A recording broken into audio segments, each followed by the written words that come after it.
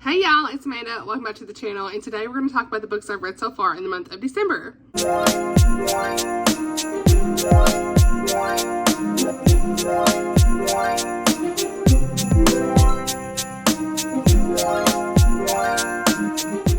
Alright you guys, I have a whole stack of books here. For once I didn't show the spines in the thumbnail. What? Just didn't feel like organizing the thumbnail, honestly. It is 10:24 at night. I actually just got done filming my health goals for 2024. If that's a video you want to see, let me know. But it's like an hour. So for those who care, you're going to see it in January. So yeah, just kind of giving you guys an update. This is the real time. Today is December the 13th. I hope you enjoyed all the Vlogmas content. I actually meant to film this a little bit sooner. And I meant to have my most anticipated releases video edited. But it's been really crazy, you guys. So I've had to kind of shift some videos around. But we are here. We're here. I have so many books to talk about. I'm really excited about all the books I've read this month. There's some really great books and some not so great books, but we're here. It's fine. Okay. I don't even know how many I've read so far, but we're just going to kind of dive right in and talk about everything. I will say I am participating in Lucy's Tinsel and Tales readathon.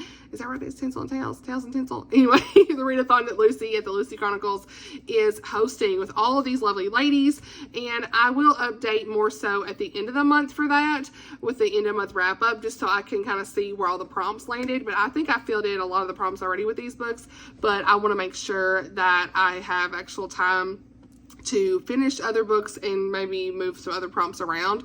That kind of happens, it seems like. So we'll talk about that a little bit later in the month. Actually, the end of month wrap up that comes out in January, okay? Because I'm not planning on filming any other content except for the Advent video for December anyway. I've got to work a little bit more on that. I am currently reading, as always, we'll just talk about what I'm currently reading first. Well, we'll just dive right into that. How about that?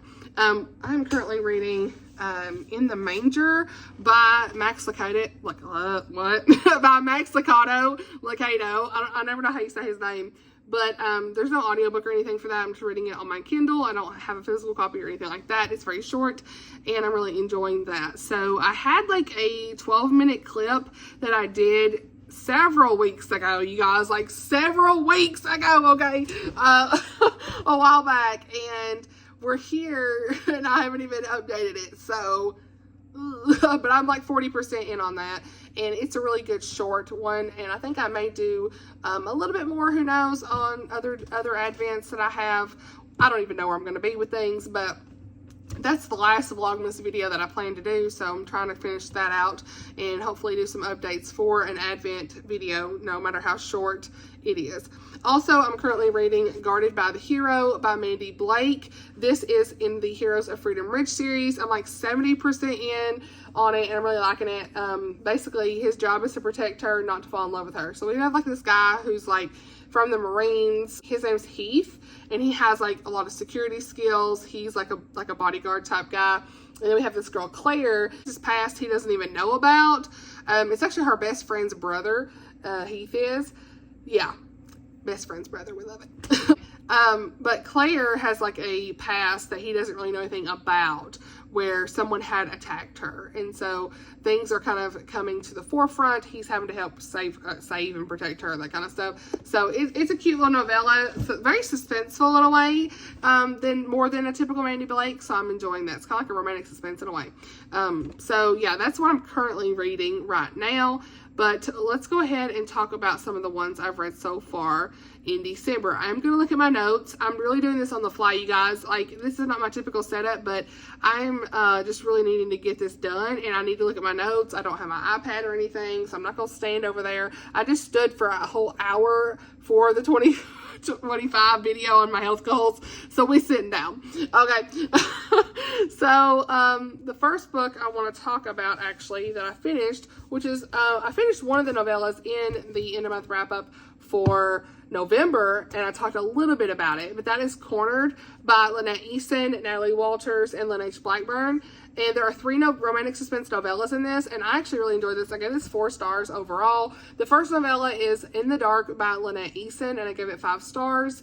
I did have this to honestly read and review, I should say, from the publisher, and I'm so glad I read it, because I think I said this before, but romantic suspense is done so well in novella format, because you get the romance real quick, you get the suspense, and it's done and over with, and I absolutely love that. So my favorite novella in this is the Lynette Eason one, but I still really enjoyed the other two. The novella in this, like I said, was In the Dark by Lynette Eason, and this features an accountant named Steph who's cleaning out her coworker's desk soon after they find out that she has died unexpectedly. It seems like an accident, as things would have it. It's not. There's a cryptic note in her desk, and it looks like she was investigating something. It looks, of course, her accident was her accident. Well, it's a car accident. It was no accident at all.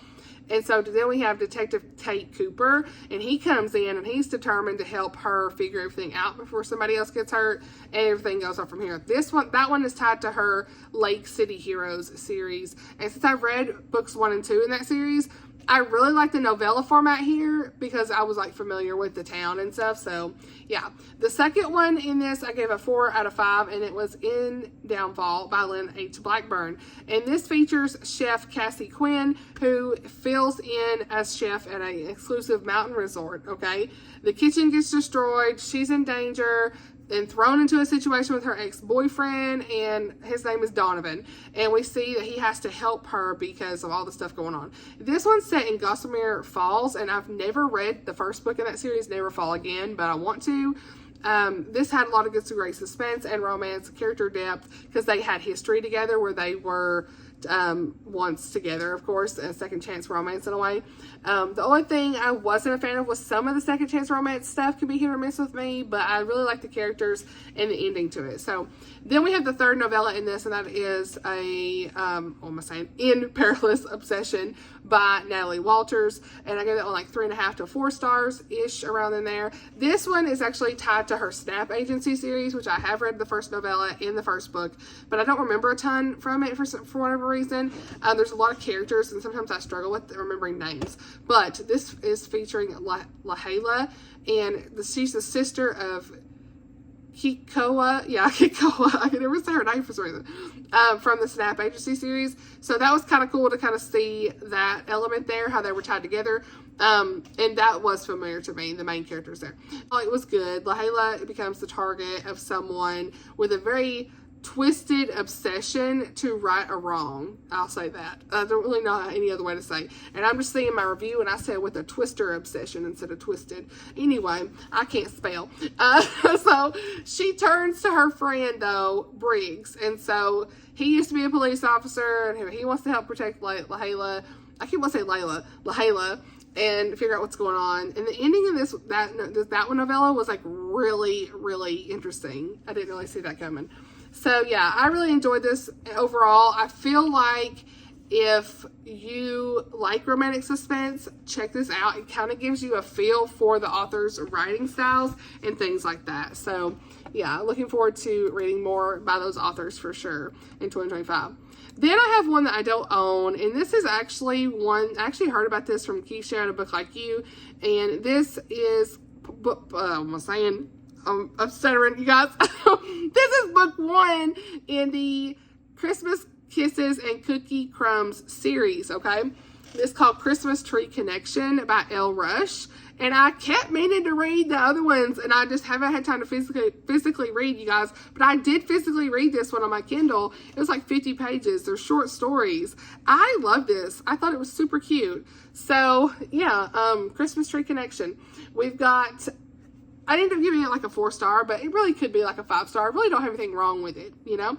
But I like that this was set in the 1970s. We have our characters of Adelaide and Victor, and we follow Victor, who is opening his North Pole evergreen tree lot, and he needs to kind of get an edge over the competition. So she's the cutest bank teller in town, and he has like this interest in her a little bit, but he really wants her to like help with setting up at the tree farm because she makes Christmas stained glass ornaments, and he's behind his competition at the bank teller line and overhears him asking to buy her ornaments for like a super lowball price, and he's like, no, those are worth so much more than that. Would you like to work with me? And so they end up working together, and it was super cute.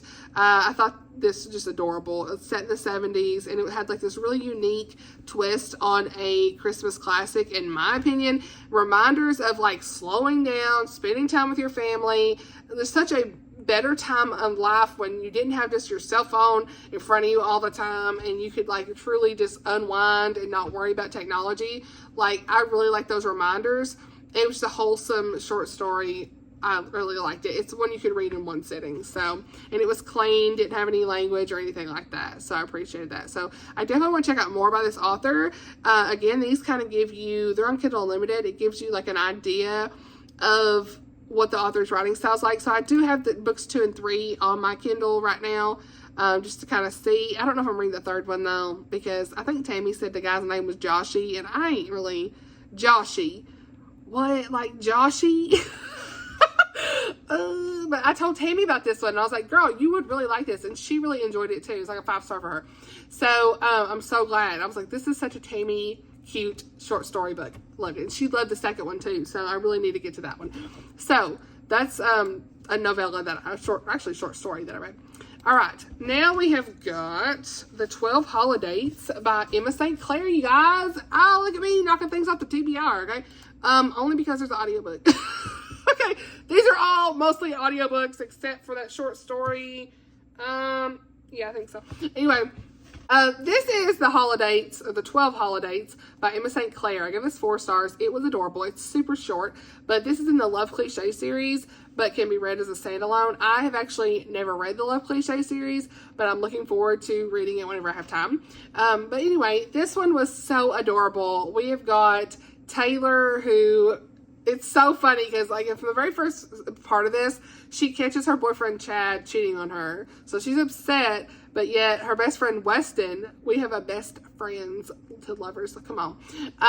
Okay, he jumps in to save the day. And so he is working through the 12 dates that she had listed for her and Chad. He is actually going to save the day and jump in and fulfill these dates. But he hopes that the dates will help him confess his feelings for her and how he's always loved her. And Taylor is not really sure how she feels about Weston, but the dates end up giving them that much needed closeness and all the laughs and emotions. So if you like banter, as always with Emma St. Clair, you already know, and the cute romances, the very, very special characters, awesome friends to lovers story. Like, he's the greatest guy too. He's very swoon worthy. Like, the pacing was great for a novella. Read this one. It was super cute. Clean romance, kisses only. So good. So good. This is one of my favorites, honestly. My favorite rom-coms. But I still just gave it like a 4-star. It didn't really give me like a 5-star feeling, but I still really enjoyed it. So, yeah. Favorite Christmas book so far. Legit. This one, I actually have 2. Okay. But this one, I gave 5 stars. Home for Christmas by Courtney Coble. What a surprise. I was shocked how much I love this book. I didn't see it coming, you guys, truly. This is Home for Christmas. Obviously, I just said that. What? Home for Christmas. All right. This is delightful, okay? It has earned a spot in my top holiday reads, okay? Very heartwarming. It has everything I love. Family, romance, and a just touch of time travel. Lots of fun. I could see this being like a Christmas movie, honestly. But in this, we are in Alaska during the Christmas season, and we see our main character of Piper, and she's navigating through grief. So this does have a grief layer from where her grandmother passed away 2 weeks before Christmas, okay? So be aware of that going in. If that's something that's hard for you to read right now, don't get into it. But I haven't had to go through that recently. I don't have any grandparents left, but I haven't had to go through that recently, so I felt okay to read it. Now, she's trying to understand the legacy her grandmother left behind, building that, or family business, I should say, that her how many greats? I mean, ancestor, okay, I don't even remember what it said. Great grandpa. He built it with his own hands, okay? And so after the grandmother passes away, she doesn't really know what she's going to do with it, right? So we're in like 2022, I want to say. And a mysterious event, I'll say, sends Piper back in time to 1944. And the event is always like a blizzard or something lately in these books. But that's one thing I will say that I wish I knew was how the time travel worked, but it's a Christmas read. I'm not going to get too worked up about that. It's fine. But in this one, we see her get lost in a snowstorm in Alaska, and she goes back in time. to 1944 when her grandmother was like her age, 20s or something like that, early 20s. And so she's given this rare experience through life, well, of life through her grandmother's eyes, I should say. It's very simpler, slower time. Again, the theme of a simple life back then, right? When people really cherished things that truly mattered, and you really saw that shine through in this book. She is in the original home of her ancestors that they built with their own hands, and starts to see the joy of life, of getting to know her grandmother in a whole new way. And I loved her character. She goes on this journey and just really finds the meaning of love and how family legacy can connect one another together for life. And it was just precious. So yeah, I feel like there's also romance in this, I should say. There was a guy in this, what was his name? See, I was so focused on other things, I can't remember names. She meets this man. I don't remember his name. But see, I didn't write my review either. What? There's a little romance though, where they hit it off, and I'm not gonna say too much, but I love the little romance that was in here too. It's just like, this was just like a really good blend of time travel, family bonds, a touch of romance. It made this story very memorable for me. And the guy actually was in the war, so he kind of has some PTSD stuff going on, and you see that, how they connect. It was really well done. And so, yeah, I just felt like this had like that holiday spirit, holiday magic, and very meaningful Christmas, and it captured the spirit of Christmas very beautifully. And so, yeah, as far as content goes, this is a secular Christmas read, so there's not really any faith in this, but they did read from the Bible in the previous timeline. But our main character, she's not really of faith, that you can kind of tell. So just be aware of that. But I was fine with the book the way it was, because it's a secular read. I kind of knew what I was getting into. The romance was clean, kisses only. There were like 3 small, it might even just been 1 to 2 small curse words at the very beginning, like very small, minimal words. So just be aware of that. But like, it didn't bother me. I was like, we can move on. But I really liked how they read the Bible in the past. You saw like this historical timeline of what it would have been like during that time. So yeah, like I said, so time travel could be explained just a little bit more, but you know, I will forgive it at this point. It was just a really good Christmas book. Highly recommend. It's one of my favorites. So I've read The Christmas Dress by her as well, and I think I like that one. That one was like a 3.5 to 4 star, but this one was definitely like a 5 star for me. So yeah. All right. Next, we're going to talk about one that was kind of a disappointment. I am going to put it on my disappointing reads list. Spoiler alert. And that is there goes all the books. That was A Year of Flowers by Suzanne Woods Fisher. And this was one I read for review. And y'all, unfortunately, this just didn't, I don't know, it didn't do anything. It was just there. Like, it was just your average romance. And the problem with this, okay, let me just say, the problem with this book, not bashing anything, but truly my thoughts was, this was 4 different novella collections. 3 former friends have found success in the floral industry, okay? They've not found true happiness or love. So out of the 4 novellas, I feel like this would have been best told as a story, full story, not novellas. Because each novella leading up to the end ends very abruptly, maybe except for the last one, the first 3. They end so weird, and it's like probably intentional, so that the novella at the very end makes the most sense, because it did tie everything together. But it was so disjointed for me personally. So I'm definitely going to unhaul this, but I liked her writing, don't get me wrong. So I want to try more of her books that I own. Because she writes like Sweet Life or something like that. She has some books like with food on it that I own. At least the first one. Oh, yeah, like the writing and faith content was actually really good in these. But it was the characters. I just didn't connect. And I think a lot of it was because they were so short. And the first one I was really liking, all this stuff. But something happened at the very end that really frustrated me. I was like, what? So at that point, I'm frustrated. And then I go into the second one and I'm like, I don't even care about these characters at all, really. But I kept reading and I was listening to the audiobook. I just kept on. So I wanted to get it done, got it done. It was a 3 star. I don't know, the stories end up basically connecting these three friends who worked at a flower shop as teens. They went their separate ways, and each novella shows how, like, they come back together as friends in the end, and you see their romance and stuff throughout the story, too. I personally really like the flower details in this. The cover is really pretty. I love the cover. Learned a lot about the floral process, like doing weddings and things like that, and there's some, like, marketing and business stuff in here, too. That was cool to hear. This wasn't a novella collection for me because I wasn't connected to the characters. It felt disjointed. I didn't love the way they each ended, and it was hard to kind of connect them all together anyway. So that was kind of mid.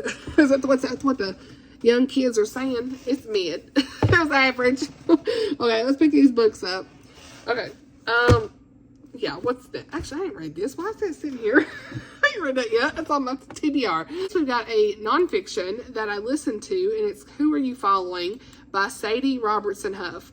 I love the Robertsons, and if y'all saw, Phil Robertson was just recently diagnosed with Alzheimer's. Bless his heart. And so it got me, like, wanting to, like, really read one of Sadie's books that I saw on Libby. So I picked this one up, and it's called Who Are You Following? Pursuing Jesus in a Social Media Obsessed World. I really enjoyed this. It was very timely and thought-provoking for me. I feel like it really was what I needed at this time, just because of she talks a lot about, like, influencers and things like that, and sometimes I feel like I am somewhat of a book influencer, I guess, and so it really kind of helped me realize how much I really need to put the Lord first over these things. And a lot of times we allow things to become an idol, and it's a hard struggle. So yeah, this is very timely, thought-provoking. Give it 4 stars. He really challenges you to, like, evaluate your relationship with social media, redirect your focus towards following Jesus wholeheartedly. Like, she starts asking, who do you really follow? Like, I mean, do you even know these people? All these sort of things. And really, they think that you are, like, their friend. And a lot of times it's more like digital, you know, relationships, and, you know, you have to really be aware of your surroundings and things like that. Now, I have made a lot of good friends here and personally on BookTube, but I think you know what I'm saying. Like, sometimes people get obsessed with people on the internet, and she really, like, honed in on her own personal experiences related to social media, faith, and just relationships with people in general and work.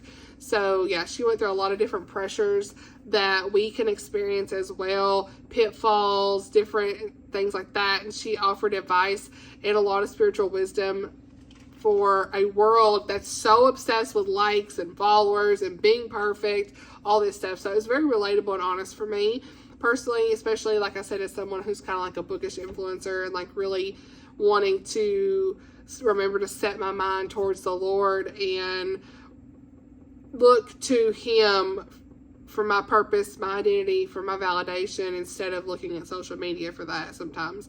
You know, I mean, we're always looking for the next quick video or what's trending and things like that.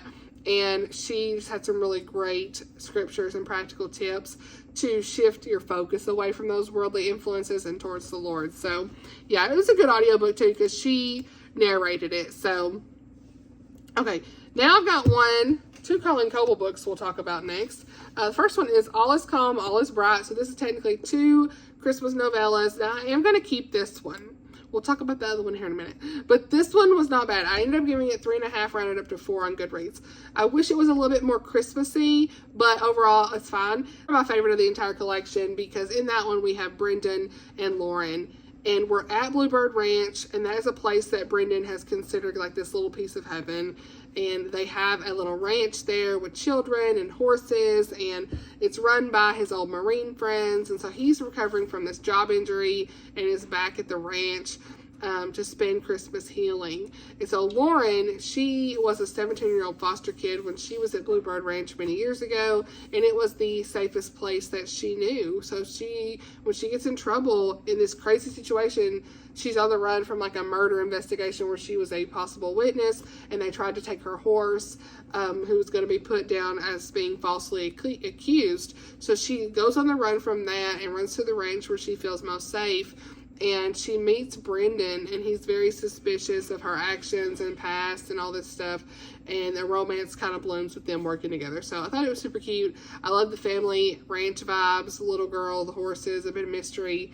It was insta love, you know, so it's a little too insta love for me, but I still really like the characters. The narrator was good. It was like one of those quick audiobook listens, and it does end with Christmas time. Now, the second novella was a little bit more of a miss.